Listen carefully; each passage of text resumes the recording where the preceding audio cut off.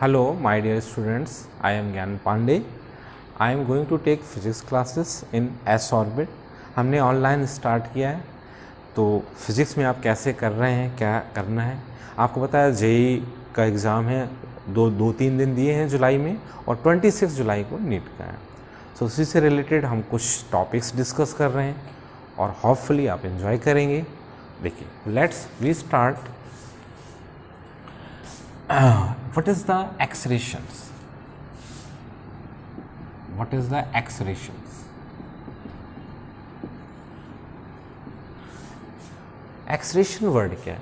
देखिए, एक्सलेरेशन को हम ये डिफाइन कर सकते हैं कि ए इज डिफाइंड। एक्सलेरेशन एक वेक्टर क्वांटिटी है, इसको ऐसे डिफाइन कर सकते हैं, the rate of change of velocity with respect to time. The rate of change of velocity with respect to time is known as acceleration. So equal to dv upon dt. मतलब जब time के हिसाब से velocity change हो तो क्या आ जाएगा? Acceleration. अगर हम एवरेज एक्सेलरेशन की बात करें, सो एवरेज एक्सेलरेशंस ए सफिक्स एजी लिख लेते हैं। So total change in velocity divided by total time, इससे हम क्या निकाल लेंगे? Average acceleration. तो अगर हम पहले वाले को देखें तो average acceleration dv upon dt, और ये है हमारा average acceleration, that is delta v upon delta t। What is the unit of acceleration? ये है change in velocity per unit time.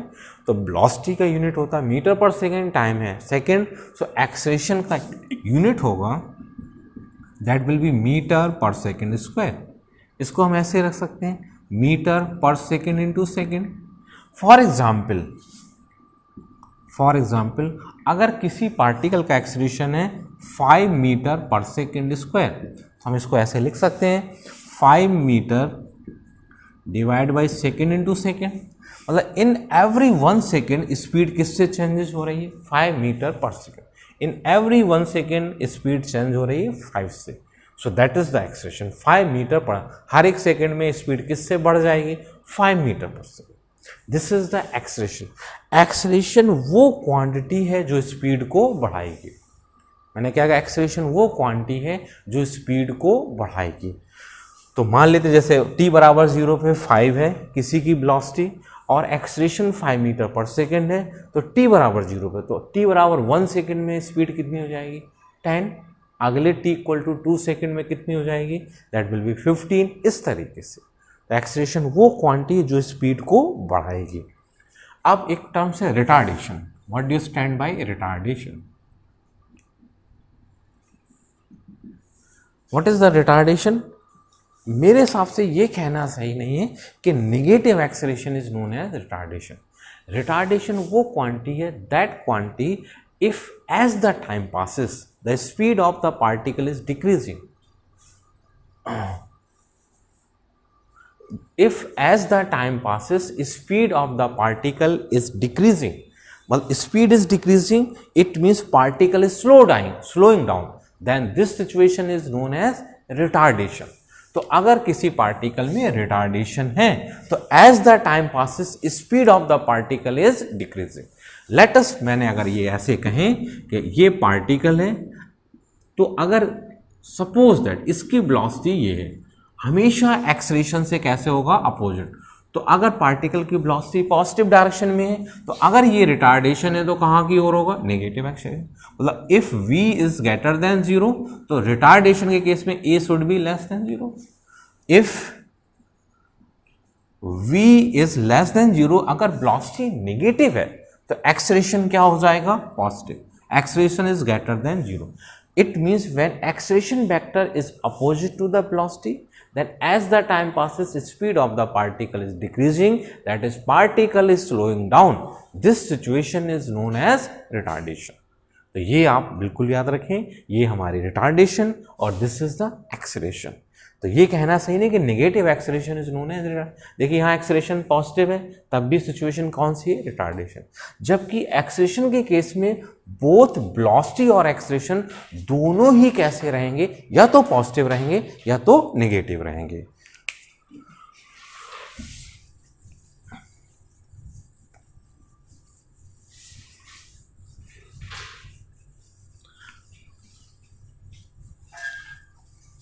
अब काइनेमेटिक्स इक्वेशंस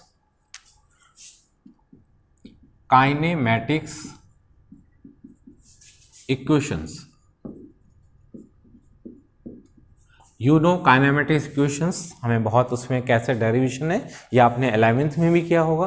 काइनेमेटिक्स की इक्वेशंस है, first is v equal to u plus a t, second s equal to u t plus half a t square, third is v square is equal to u square plus 2as।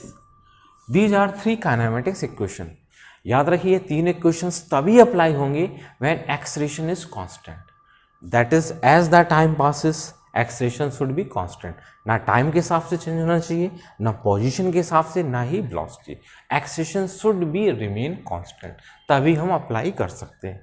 Understood है, सभी terms भी आपको पता है। u is the initial velocity, v क्या है final velocity, और t क्या है टाइम।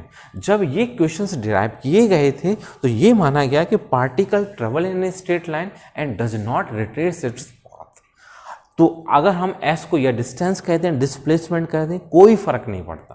लेकिन if the particle travelling in a straight line और अपना पाथ रिट्रेस करेगा तो s डिस्टेंस नहीं होगा, उस समय s क्या हो जाएगा डिस्प्लेसमेंट, क्योंकि वेक्टर फॉर्म में भी लिख सकते हैं। आप देखिए ऐसे लिखा जा सकता है इसको, ठीक है। Time you know scalar quantity, इससे रिलेटेड हमारे नीट एग्जाम में, इवन जेई में भी क्वेश्चंस पूछे जा सकते हैं। कैसे देख लीजिए,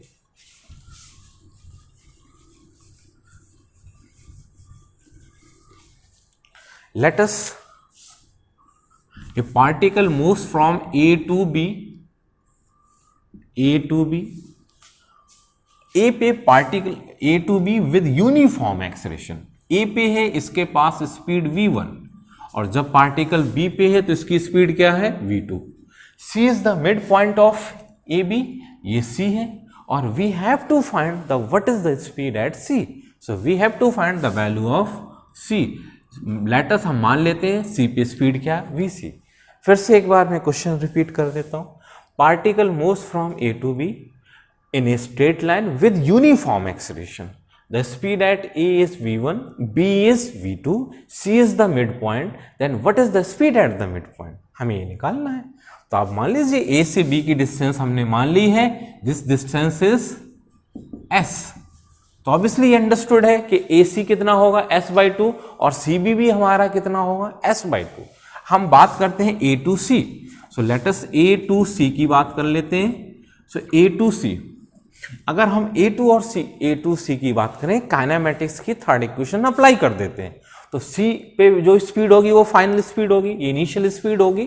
तो ये होगा थर्ड इक्वेशन यूज करेंगे तो vc square equal to v1 square plus 2a, और डिस्टेंस कितनी हो जाएगी S/2, क्योंकि C क्या है मिड पॉइंट। तो this will becomes vc square is equal to v1 square plus as। इसको फर्स्ट इक्वेशन लिख लीजिए। जैसे A to C मैंने लिखा, वैसे इक्वेशंस किसको लिख सकते हैं C to B।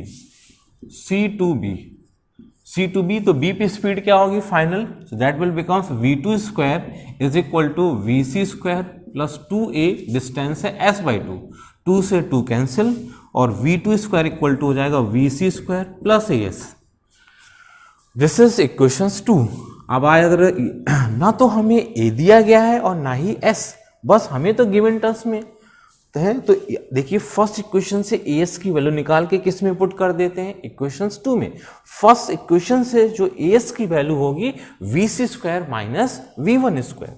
So v2 square is equal to vc square, first से as की वैल्यू क्या आ जाएगी vc square minus v1 square, तो plus vc square minus v1 square, और यहां से जो हमारे पास आ जाएगा, अगर हम ये इसको देखें तो this comes out to be v2 square plus v1 square is equal to क्या हो जाएगा 2vc स्क्वायर, और vc comes out to be under root v1 square plus v2 square divided by 2।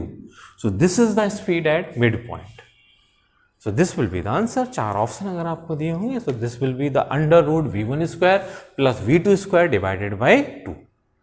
Okay, सो ऐसे हम अप्लाई कर सकते हैं। बस याद रखिए जब भी क्वेश्चन लगाएं तो party acceleration should be constant.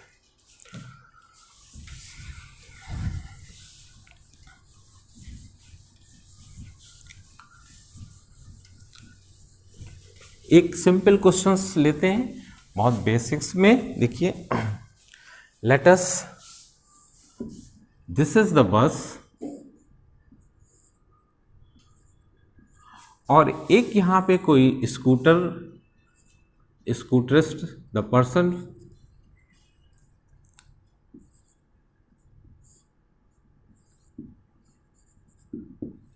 और इनकी जो डिस्टेंस है that is 1 kilometre, 1 kilometre distance है।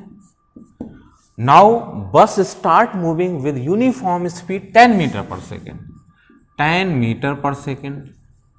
With what speed the scooterist should be run so that it will able to catch the bus in 100 second. कितने में catch करनी है scooter वाले को बस? 100 सेकेंड में। With what speed the scooterist should be run so that it will able to catch the bus? और catching का जो टाइम है दैट विल बी 100 सेकेंड। हमने माना जो स्कूटरिस्ट की स्पीड कितनी है v, तो लेट टी टाइम में कैचिंग हो जो दिया गया है, तो टी टाइम में डिस्टेंस ट्रेवल्ड बाई बस कितनी हो जाएगी? Distance travelled by bus, distance travelled by bus that will B 10 into 100। उतने ही टाइम में स्कूटरिस्ट वाला क्योंकि बस को कैच कर रहा है, तो डिस्टेंस ट्रेवल्ड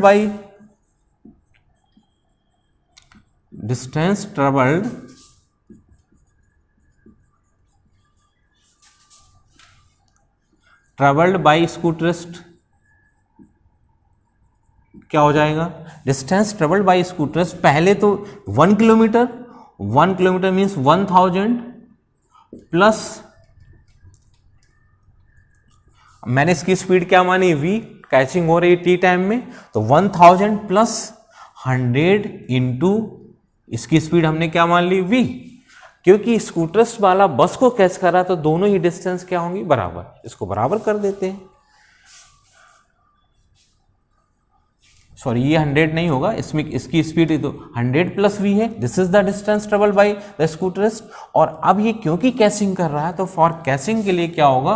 100 इंटू v इज इक्वल टू 1000 प्लस 1000 इंटू 10, ऐसा हो जाएगा। यहां से हम v निकाल लेंगे। So this comes out to be 100v is equal to कितना हो जाएगा? 2000, और v comes out to be, sorry, this will be 2000, v comes out to be 2000 divided by 100, this will be 20 meter per second.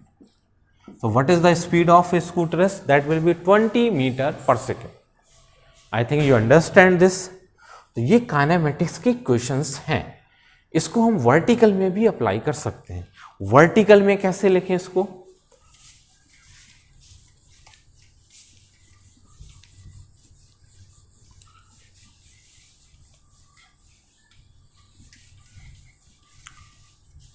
in vertical motion. So vertical motion, vertical motion की questions क्या बन जाएंगी?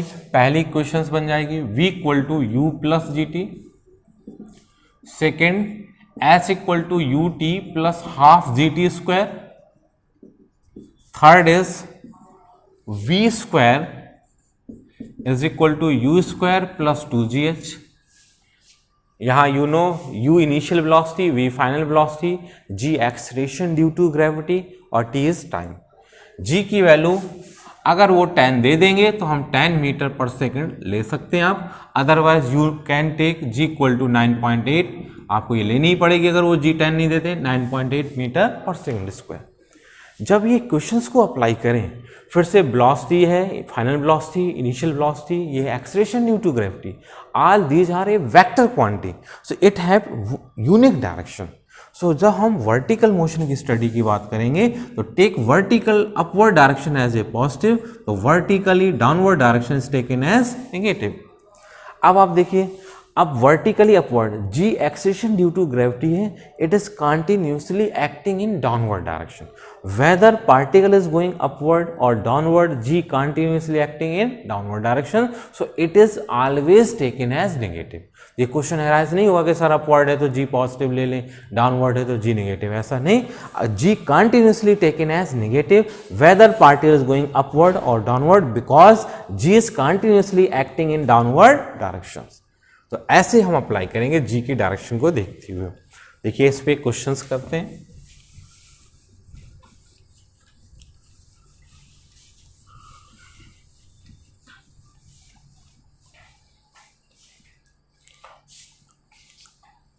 Let us, a particle is projected vertically upward with velocity u equal to 9.8 meter per second. बहुत simple लेके फिर exam. What is the maximum height attained by the particle? What is the time of flight? तो 9.8 metre per second इसकी speed दी है. So u is 9.8 metre per second. Particle किसी maximum height तक जाएगा और फाइनली ग्राउंड में strike करेगा. हमें निकालना what is the time, total time of flight and what is the maximum height attend. तो टाइम ऑफ फ्लाइट देखिए, अगर एयर रेजिस्टेंस को निगलेक्ट करें तो जो टाइम असेंडिंग का वही टाइम किसका है, डिसेंडिंग का, क्योंकि there is a symmetry in motion. So time of ascending को अगर हम टी से लिखें, टाइम ऑफ डिसेंडिंग को टी डी से लिखें, तो टी इक्वल टू क्या होगा, टी डी. अब है कि what is the time of ascending, यहां से यहां तक काइनेमेटिक्स की कौन सी इक्वेशन अप्लाई कर दीजिए. फर्स्ट मैक्सिमम हाइट पे फाइनली स्पीड क्या होगी, जीरो, तो v equal to u plus g t. देखिए साइन कन्वेंशन यूज करना है, मैं बता रहा हूँ किस तरीके, ताकि आपका कभी भी प्लस का माइनस से गड़बड़ ना हो. कहीं प्लस करना था, बाय डिफॉल्ट आपने माइनस कर दिया, so there is a problem. So v maximum height पे फाइनली स्पीड होगी जीरो, इनिशियल स्पीड पॉजिटिव होगी, अपवर्ड डायरेक्शन में है, तो 9.8, जी तो हमेशा ही negative, 9.8 into t, so t comes out to be 1 second. तो ये हमारा असेंडिंग का टाइम है, ये टाइम असेंडिंग का, यही टाइम क्या है, डिसेंडिंग का. तो टाइम ऑफ फ्लाइट जो होगा, टाइम ऑफ फ्लाइट, जो टाइम ऑफ फ्लाइट आएगा t equal to t a plus t d, दोनों ही टाइम बराबर हैं, तो that comes out to be 2 second. What is the time of flight, 2 second. So this is the time of flight. अब हमें निकालना maximum height. Kinematics की कौन सी इक्वेशन अप्लाई कर देते हैं, थर्ड इक्वेशन पे मैक्सिमम हाइट पे फाइनली स्पीड क्या होगी, जीरो, इनिशियल स्पीड है 9.8 का स्क्वायर प्लस, अभी बता देते हैं 2g, जी तो माइनस 9.8 होगा, और मैक्सिमम हाइट हमने क्या मान ली, h. This is the h, और यहां से s comes out to be 9.8 का square divided by 2 into 9.8, this comes out to be 4.9 metre. So this is the maximum height attained by the particle. फिलहाल ये क्वेश्चन बहुत easy मैंने आपको बताया, जिससे आपने ये सीखा कि कब जी को पॉजिटिव लेंगे और नेगेटिव. जी तो हमेशा ही नेगेटिव होगा, लेकिन अपवर्ड डायरेक्शन में तो यू पॉजिटिव होगा, अगर डाउनवर्ड डायरेक्शन में तो यू नेगेटिव होगा. एक और एग्जांपल इस तरीके से लेते हैं.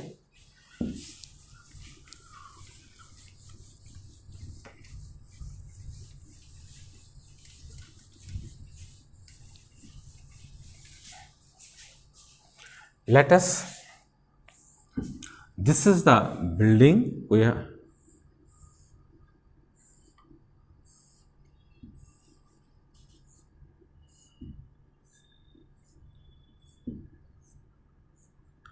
A particle is projected vertically upward with velocity 10 metre per second, और बिल्डिंग की हाइट है 15 मीटर. सो एस कितना दे रखा, 15 मीटर. हमें फाइंड करना है after what time a particle strike to the ground, what is the time of flight. So particle is projecting vertically upward, ऐसे जाते हुए ग्राउंड में ऐसे स्ट्राइक करेगा. So what is the time at which the particle strike to the ground, time निकालना है, and with what speed it will strike to the ground. एक बार फिर से रिपीट कर देते हैं. A particle projected vertically upward with velocity 10 metre per second from the top of building whose height is 15 metre. After what time it will strike to the ground and with what speed. देखिए kinematics की question use है, हमें time निकालना है. Building से particle upward फेंका, kinematics की कौन सी इक्वेशन यूज करेंगे, second.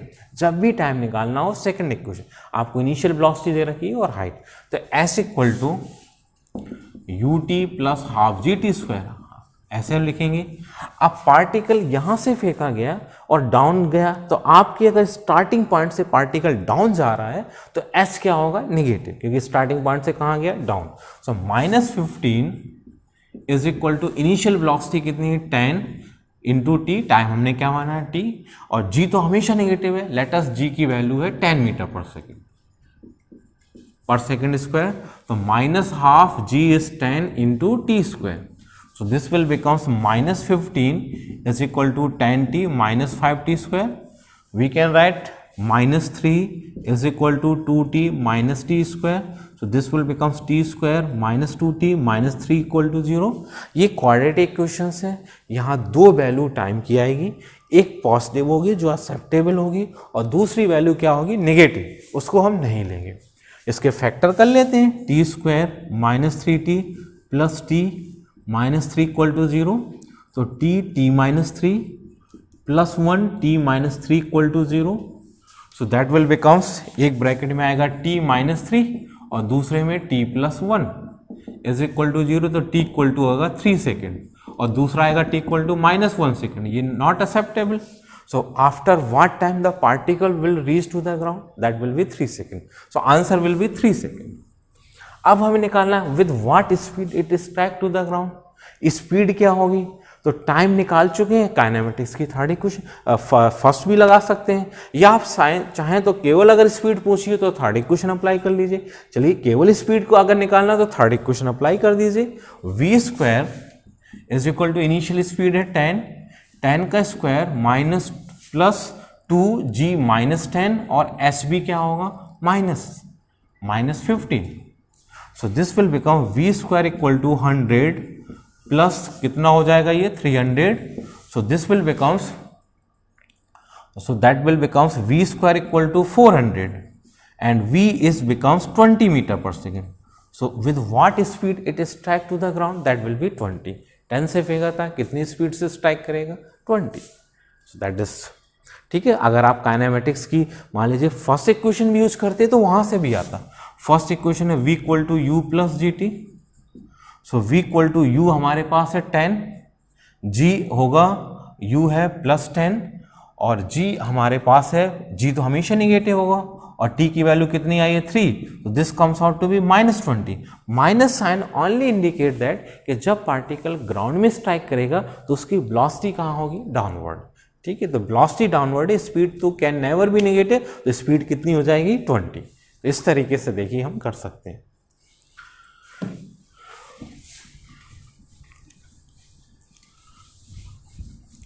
So in this way we can apply the kinematics equations, variety of problems बन सकती हैं और जो